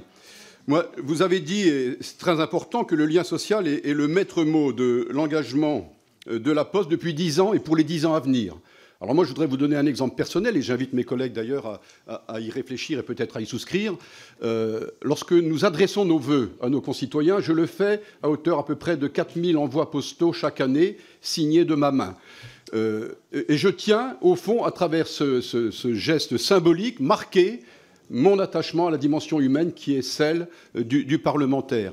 Donc je souhaite néanmoins, monsieur le directeur général, que les courriers ne mettent pas 12 jours pour être acheminés à nos concitoyens. Merci. Et pour terminer, je voudrais saluer, comme l'a fait Mme Duby-Muller, l'engagement exemplaire de la Banque postale présente dans l'enceinte de l'Assemblée nationale. Merci, monsieur le député. Monsieur Jean-Pierre Vigier, pour les Républicains. Merci, monsieur le président. Monsieur le président, directeur général Philippe Val, vous le savez, la Poste et les facteurs et les agences postales sont vitales pour le développement économique et social des petites localités et communes. Et en tant qu'élu d'un territoire rural, je suis très attaché au maintien d'une présence postale humaine, et j'insiste sur ce mot, au plus près des habitants. Au-delà de la distribution du courrier et par la diversification de leurs missions, les facteurs contribuent à maintenir un lien social très précieux avec la population. Je souhaite insister sur l'importance déterminante du maintien des tournées régulières dans les petites communes et sur la préservation du maillage des bureaux de poste. Aussi, comment voyez-vous en milieu rural l'évolution de la présence des bureaux de poste, des facteurs, des agences postales et du développement des services à domicile dans différents domaines? Et petit clin d'œil, je vous remercie pour le maintien des facteurs sur la belle et petite commune de la Vouchiac. Donc quand on veut, on peut, et c'est possible de maintenir des services en milieu rural. Je vous remercie. Merci, monsieur le député. Monsieur René Pilato, pour le groupe La France Insoumise. Merci, monsieur le président. Monsieur le président directeur général, 2 questions simples. Vous avez des compensations pour des missions de service public, or vous acceptez la compétition avec des entreprises comme Amazon par exemple, donc ça va conduire forcément à maltraiter vos salariés parce qu'ils ont des taux de rendement qui doivent être bien supérieurs à ce que doit assurer une entreprise avec des missions de service public. Donc ma question, la première, est simple. Que voyez-vous comme dispositif pour que les foyers les plus modestes puissent bénéficier de vos services? Y a-t-il des crédits d'impôt à mettre en place? Ça, c'est une question pour que les gens qui n'ont pas les moyens puissent se faire livrer des repas. Et la deuxième question est par rapport à une projection. Comment impacte l'intelligence artificielle sur le devenir de la Poste? Merci. Merci, monsieur le député. Monsieur Hervé de Lépinot pour le groupe Rassemblement national. Merci, monsieur le président directeur général. Je voudrais parler emploi avec vous et formuler une suggestion. Vous avez un site qui s'appelle La Poste Recrute, mais qui n'est pas forcément évident d'accès pour les gens qui sont en précarité numérique. Et dans nos permanences, nous sommes régulièrement sollicités par des gens qui cherchent des emplois, parfois des emplois peu qualifiés. Donc ma suggestion est la suivante. Est-ce que vous pourriez demander à vos directeurs départementaux de nous adresser à nous, députés, dans nos circonscriptions, la liste des emplois à pourvoir dans la dite circonscription? Merci, monsieur le député. Madame Christine Engrand pour le groupe Rassemblement national. Merci, monsieur le président directeur général. 6 bureaux de poste en fermeture ou fermés depuis le début de l'année. Des maires très inquiets, des habitants également, des postiers en mal-être et des contrats pro de la Poste non CDIsés. Une dotation de l'État sur le PLF insuffisante. Quels sont donc les efforts entrepris par la Poste pour collaborer avec les autorités locales pour identifier et répondre aux besoins spécifiques, notamment dans les zones rurales et notamment, bien sûr, en matière de services postaux? Merci. Merci, madame la députée. Monsieur André Chassaigne pour le groupe Gauche démocrate républicaine. Oui, je voudrais d'abord m'associer à la question de Dominique Potier qui, par sa force, a marqué une déception, exprimé une colère.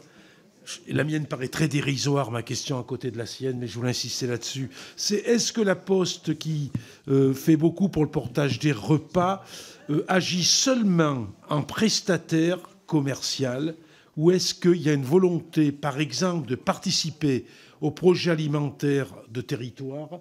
Est-ce que la Poste est vraiment partie prenante, ou est-ce qu'elle est seulement apport d'un service? Merci, monsieur le président Chassaigne. Monsieur Julien Dive pour le groupe Les Républicains. Merci, monsieur le président directeur général. Ne voyez pas malice dans ma question, mais juste le béotien qui cherche à s'enrichir de l'expérience du patron de banque que vous êtes. On lit par presse interposée ce matin que les groupes de la majorité, pour faire face à la dette publique et au déficit de l'État, cherchent à étudier toutes les pistes, y compris la taxation de la rente, de l'épargne des Français. Et j'aimerais avoir votre avis sur cette question et l'impact que cela pourrait avoir sur l'épargne et les assurances-vie de nos compatriotes. Merci, monsieur le député. Monsieur Lionel Tivoli pour le Rassemblement national. Oui, monsieur le président directeur général de la Poste, j'ai une question à vous poser. Et dans ma circonscription, des maires me font remonter que de plus en plus, la Poste demande le changement de bureau de poste en bureau de poste communaux. Il y a des communes dans lesquelles, par exemple, la commune de Cabris, dans laquelle un bureau de poste a vu son distributeur vandalisé. Il est fait un chantage manifestement par la Poste en disant on ne vous remettra le distributeur que si vous passez en bureau de poste communal. Est-ce que c'est normal? Je vous remercie. Merci, monsieur le député. Monsieur Vincent Rolland pour le groupe Les Républicains. Et nous en aurons terminé. Merci, monsieur le président directeur général. D'abord, je voudrais saluer votre présence régulière devant notre commission, ce qui est tout à fait appréciable. Et tous les patrons d'entreprises nationales ne le font pas aussi souvent ou pas du tout. Donc, c'est un bon point à vous apporter. Je ne vais pas être très original. Vous avez évoqué l'évolution de vos missions, des travaux des postiers. Néanmoins, nous constatons dans nos territoires trop souvent encore des difficultés de distribution du courrier avec des abonnements à la presse quotidienne régionale qui arrivent 3, 4, 5, 6 jours, une semaine après, ou des courriers qui se perdent quand ils n'arrivent pas, là aussi plusieurs semaines après avoir été envoyés. Donc c'est bien de diversifier les activités de la Poste, j'y suis personnellement favorable, et vous évoquiez ce lien social tellement important, mais est-ce que la mission première n'est pas aussi de bien assurer la distribution du courrier? Merci, Monsieur Roland. Voilà, Monsieur le Président directeur général, l'ensemble des questions des parlementaires. Comme d'habitude, elles sont nombreuses, riches et fournies. Je voudrais m'associer aux mots de Vincent Roland pour vous remercier une fois de plus d'être présent et de toujours répondre présent à nos invitations ici devant la Commission des affaires économiques. Et rassurer Monsieur Vincent Roland, il y aura d'autres présidents directeurs généraux de grandes entreprises comme celle de La Poste, puisque je les inviterai et ils viendront nous voir. Merci. Monsieur le Président, vous avez la parole pour une quinzaine de minutes pour répondre à l'ensemble de ces questions. Il y a de très nombreuses questions et je veux redire le fait que c'est mon devoir d'être devant vous pour rendre compte et entendre vos remarques et vos critiques. Peut-être d'abord, Monsieur le Président, votre question sur WePub, puisque ce dispositif est venu par la loi et que vous allez en tirer le bilan. Le bilan que nous en faisons, nous, postiers, aujourd'hui est le suivant. Nous ne voyons pas de véritable gain écologique parce que selon les travaux qu'une ONG qui s'appelle la Fabrique écologique a conduit, il n'est pas clair que d'un point de vue écologique, la livraison d'imprimés publicitaires soit moins bonne que les data centers. Donc nous questionnons sur l'intérêt écologique. Nous avons vu une destruction d'emplois massive dans les zones qui ont appliqué le WePub. Pour la raison suivante, seuls 15% à 20% de la population a dit « oui, pub ». Dans ce cas-là, toute tournée, lorsque vous ne vous arrêtez plus que sur une adresse sur 5 ou une adresse sur 6, toute tournée devient perdante d'un point de vue économique. Très concrètement, ça veut dire que notre concurrent, il y a 2 acteurs sur ce marché, Adrexo a procédé à un PSE de 3 790 personnes il y a 15 jours, et que nous-mêmes, La Poste, nous avons intégré 4 710 salariés de Mediapost pour ne pas les laisser choir à l'intérieur de La Poste en essayant de les faire devenir facteurs. Donc destruction d'emplois. Dernière chose, et peut-être le souligner pour vous, WePub, normalement, doit donner le choix, WePub ou non pub. 15% des centaines de milliers de ménages ont dit « oui, nous voulons de la pub ».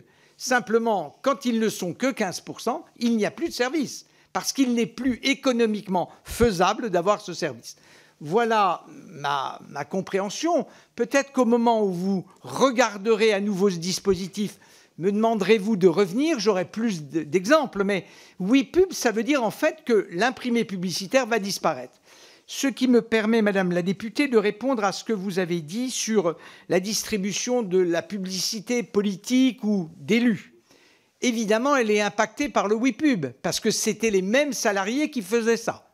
Et donc, l'ensemble de notre filière est totalement désagrégé par ça, avec toutes mes excuses quand le service a été mauvais.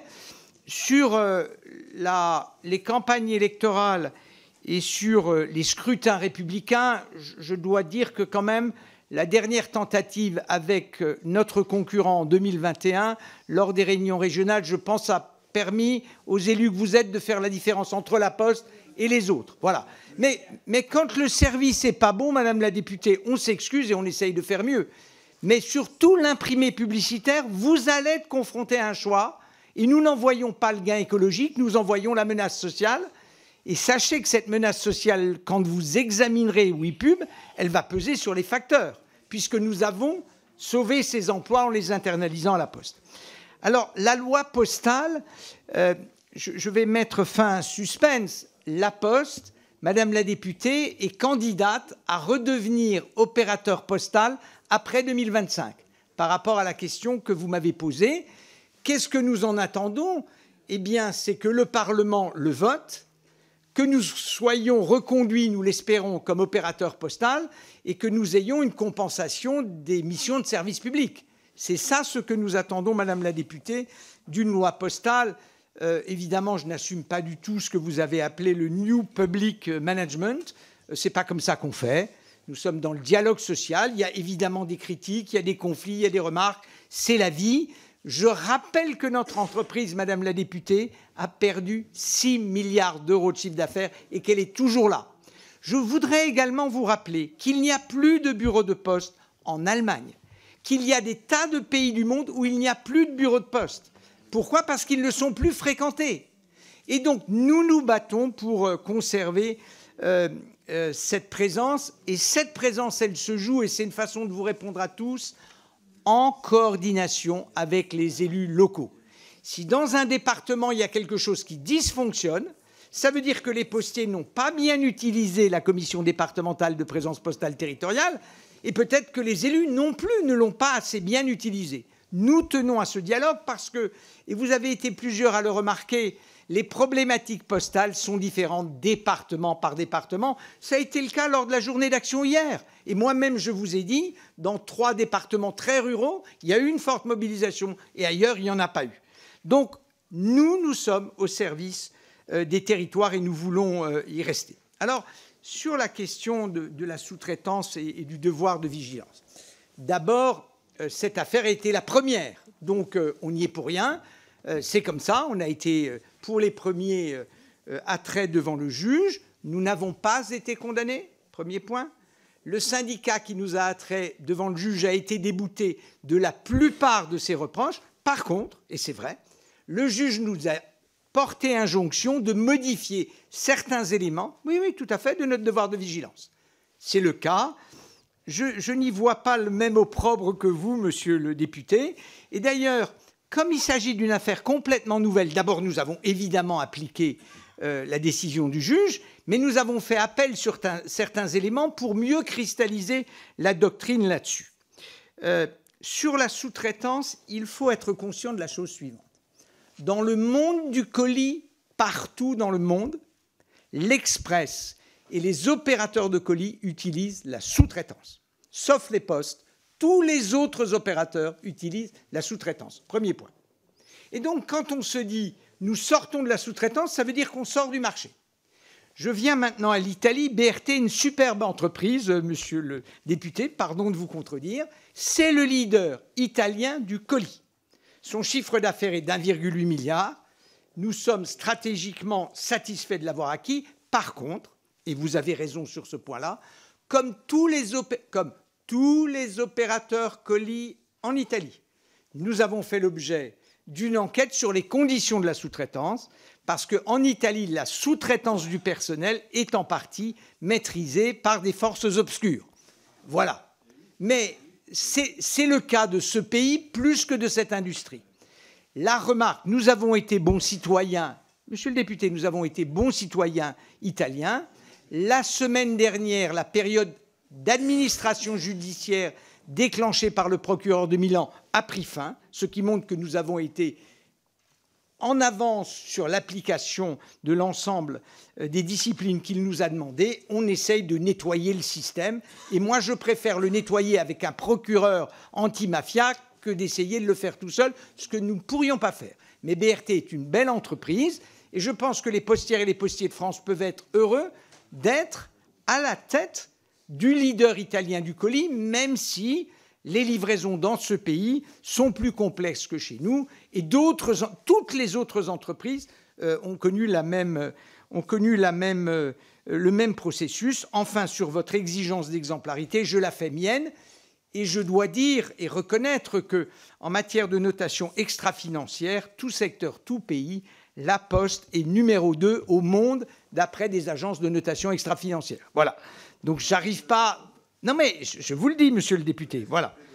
Alors, sur la longueur de nos engagements avec l'AMF et les maires, c'est 9 ans.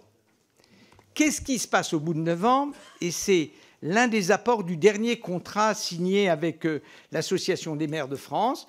On s'assied avec le maire et on regarde la question clé, qui est la fréquentation.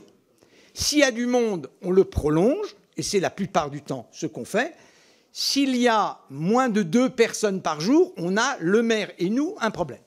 Et je voudrais à cette occasion prendre un exemple en Corrèze. En Corrèze, dans un petit village qui s'appelle Orliac-de-Bar, nous avons ouvert une agence postale communale. Il n'y avait jamais eu de bureau de poste dans ce petit village, jamais. Pourquoi est-ce qu'on l'a ouvert? Parce que le maire avait un projet de développement local qui comptait sur la Poste pour servir de support à une épicerie solidaire, et on a décidé avec le maire de faire ce pari. La condition posée, c'est pour ça, M. Mattéi, que ça revient à votre point, c'est que dans 3 ans, la fréquentation nous permette de tenir à la fois l'épicerie solidaire et le bureau de poste. Donc c'est ça qui est la clé. Mais en tout état de cause, et je veux le redire, aussi par rapport, monsieur le député, à votre question sur le DAB, il doit y avoir dialogue, il doit y avoir négociation, il ne peut pas y avoir chantage, ce n'est pas possible. Donc on va regarder les situations dont vous parlez. Monsieur le député, à un moment, vous avez dit « La Poste accepte la compétition avec Amazon ». Monsieur le député, le problème, c'est qu'on n'a pas trop le choix. On est le leader du colis dans notre pays. On fait avec Amazon ou on sort du marché. Et nous avons décidé de faire avec Amazon et nous cherchons à nous défendre. Pour le développement de l'IA, puisque vous m'avez interrogé sur ce sujet, nous avons des formations à l'IA. Il y aura des applications d'intelligence artificielle dans les téléphones mobiles de travail de nos factrices et de nos facteurs. Nous avons engagé énormément de développement de tout ce qui est intelligence artificielle et formation. Et plus de 80% des postières et des postiers font l'objet de programmes de formation. Vous le voyez bien avec la transformation de la Poste, nous avons massivement participé à la formation de notre personnel qui s'est extrêmement bien adapté à tout ça. Sur la cybersécurité, c'est quelque chose d'important pour nous. Nous avons été très fiers que Guillaume Poupard, qui était le directeur général de l'Agence nationale de sécurité des systèmes d'information, rejoigne la Poste, ce qui pour nous voulait dire qu'il croyait dans notre stratégie numérique. Et comme rebond à la question de tout à l'heure sur le cloud souverain, nous allons nous développer. Nous sommes à presque 1 milliard d'euros de chiffre d'affaires. Nous pensons que plusieurs milliards d'euros de chiffre d'affaires, c'est quelque chose de totalement atteignable pour nous. Dans ce qui se passe dans tous les départements, quand il y a transformation des bureaux de poste, la seule voie, c'est le dialogue avec les élus. C'est ça que nous devons faire. Quand nous ne le faisons pas, ça ne se passe pas bien. Et donc, c'est pour ça qu'il faut le faire. Sur la distribution du courrier, je dois reconnaître que la mise en place de la disparition du timbre rouge l'année dernière a perturbé la qualité du courrier pendant toute l'année. Parce qu'on a été en réorganisation extrêmement profonde. On est en effet passé d'une structure de l'offre de J+1, J+2, J+3 à une structure de l'offre principalement centrée sur le J+3. Ça a pu nous désorganiser et nous essayons de rétablir la qualité de service le plus vite possible. À La Réunion, j'y suis allé pour voir les postières et les postiers. Il y a une diminution de personnel, monsieur le député, vous avez raison, mais parce que les volumes de courrier se sont effondrés. Et tout mon message pour tous les élus réunionnais, et j'ai également à La Réunion participé à une réunion des CCAS de La Réunion et des DOM, c'est de trouver une alternative à la distribution de la lettre. Alors vous posez un autre problème qui est celui de la distribution de colis dans l'outre-mer. Elle est en baisse depuis une année, mais pour une raison simple, c'est qu'il y a des droits de douane qui ont été fixés par le législateur, que nous les percevons, et comme le colis est plus cher, les gens y font moins appel. Par contre, dans les colis pays qui servent à envoyer des biens réunionnais en France, nous sommes le leader de ce marché. Et le message que je voudrais vous adresser à vous, monsieur le député de La Réunion, c'est de nous aider à diversifier pour nourrir les tournées de nos facteurs. Ça, c'est quelque chose d'absolument clé pour nous. Ma ville, mon shopping, ça se développe bien. Tous les autres sites ont à peu près disparu. Vous vous souvenez qu'il y a eu une floraison de sites et c'était bien. C'est très difficile de faire concurrence à Amazon. Nous-mêmes, nous cherchons à travailler avec CCI France pour maintenir ce service et essayer de le développer. Sur la tournée régulière, monsieur le député, vous voyez bien que le choix que nous avons fait l'année dernière, c'est de passer 6 jours sur 7. Et ça, c'est le pilier de toute la stratégie de la Poste. Les autres postes, parce qu'il faut aussi regarder ce qui se passe ailleurs. Il n'y a pas simplement plus de bureaux de poste en Allemagne, c'est qu'il y a d'autres pays qui sont passés à 4 jours sur 7. Pourquoi nous ne voulons pas de ça ? Parce que ça voudrait dire la fin de notre diversification dans les services à domicile. Et je veux dire devant vous, quand je disais tout à l'heure que le lien social est la clé de notre stratégie pour l'avenir, qu'il y a une seule autre poste dans le monde qui a choisi ça. c'est la Poste japonaise à cause du vieillissement de sa population. Dans les autres pays autour de nous, personne, aucune poste, ne cherche à se développer dans les services de proximité humaine. Donc il faut que vous en soyez conscients. Et nous voyons, nous, là, une nouvelle illustration de ce qu'est le service public. Et évidemment, lorsque je suis dans les départements ou dans les villes, l'enjeu, c'est de garder des emplois postaux dans vos départements. C'est l'enjeu numéro 1. Mais il n'est possible que si quelque chose d'autre remplace la lettre. Parce que, vous savez quoi? La lettre, elle va continuer à diminuer. Et nous devons trouver une alternative devant ça. Enfin, peut-être sur la question de la taxation de la rente, comme je ne sais pas encore, monsieur le député, ce que seront les propositions, c'est très difficile de se prononcer sur le sujet. Mais quand vous êtes président du conseil de surveillance d'une banque, en général, on n'est pas demandeur de taxation, mais on va attendre de voir ce qui est prévu. Enfin, monsieur le député Chassaigne, nous sommes dans plusieurs territoires, à la fois dans le sud-ouest, je pense aussi à la Côte d'Or, chez François Sauvadet, dans des systèmes de boucles de courtes alimentaires. J'étais à Brest régulièrement, c'est ce qu'on essaye de faire également dans le Finistère. Donc là, c'est département par département. Et plus globalement, d'ailleurs, un message pour vous qui êtes représentant du pays, c'est que nous cherchons, département par département, des solutions de diversification pour remplacer la lettre. Et l'un d'entre vous me demandait qu'est-ce que sera la tournée du facteur dans 10 ans. Eh bien, dans 10 ans, la tournée du facteur, de mon point de vue, en volume horaire utilisé, dans 10 ans, ce sera numéro 1, le colis, numéro 2, le repas, à cause du vieillissement de la population, numéro 3, les services, et très peu de lettres qui resteront. Et pourquoi je vous parle de cette vision à 10 ans? Parce que l'observation des autres postes montre que notre choix de la diversification permet à l'entreprise de continuer à se développer. Enfin, et c'était une question importante pour vous, nous estimons absolument essentiel de maintenir le dialogue social, d'être dans la co-construction, d'interroger chaque année les postiers sur leurs avis. Ces avis étaient très positifs en 2023. En 2022, ils étaient plus partagés que ça.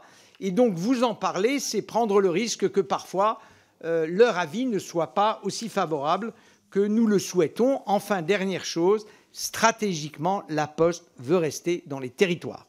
Elle cherche simplement d'autres solutions que celles qui ont été traditionnelles au cours des décennies précédentes pour y rester. C'est tout l'enjeu de notre entreprise.